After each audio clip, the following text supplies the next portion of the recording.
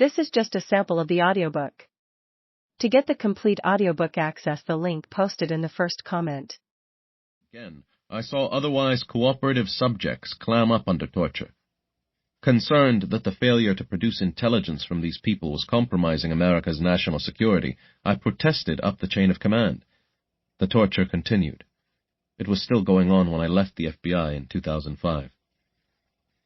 After the Bush administration left office, the Department of Justice declassified internal memos on the enhanced interrogation techniques.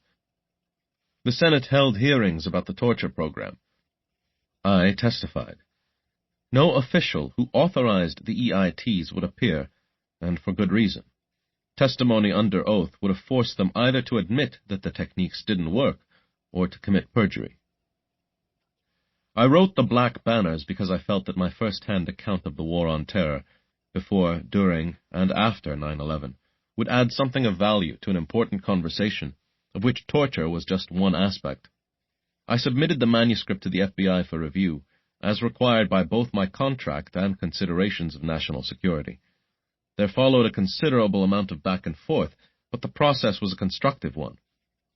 I responded to all the Bureau's concerns, and we agreed on a final version. Then, out of courtesy, the FBI forwarded the manuscript to the CIA. The agency responded with 181 pages of concerns about the book. Nearly every one of these was baseless. Many were downright frivolous. For example, I was faulted for using terms defined on the CIA's own website, for reporting facts stated in the 9/11 Commission report, and for quoting from the congressional record.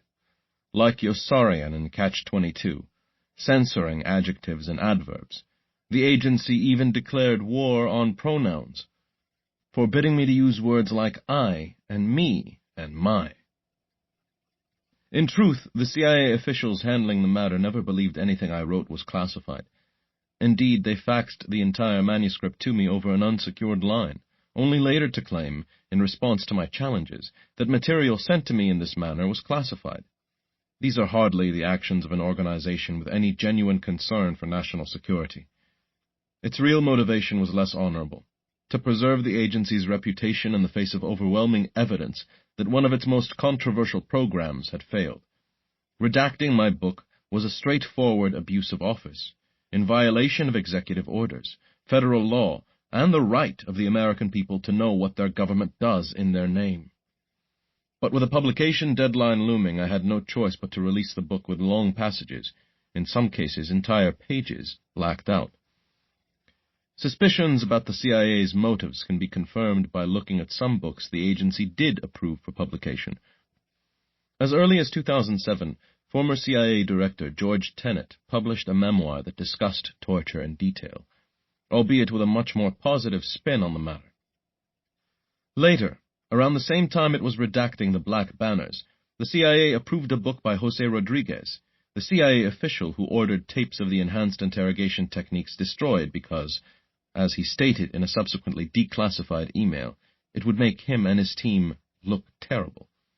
Rodriguez's book covered many of the same events as mine. He even quoted alleged conversations between me and the terrorist suspect Abu Zubaydah. The CIA did not find this objectionable. It was the same story in 2016 with a book by one of the architects of the EITs, the CIA contractor James Mitchell. A story that can now be told. Things began to change in 2018 when I was approached by the Oscar-winning filmmaker Alex Gibney and the Pulitzer Prize-winning journalist Raymond Bonner. They were working together on a documentary about torture and wanted to interview me for the film.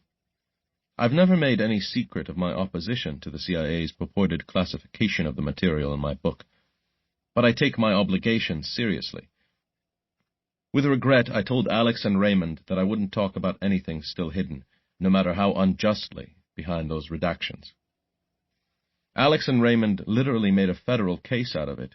With the help of the Media Freedom and Information Access Clinic at Yale Law School, they sued the CIA, challenging its pre-publication review on First Amendment grounds. Chief Judge Colleen McMahon of the Southern District of New York gave the agency time to reconsider, and, in an act of institutional humility for which the CIA deserves eternal credit, This time, it gave the book a fair review. At the end of that process, it reversed its original redactions. While it requested minor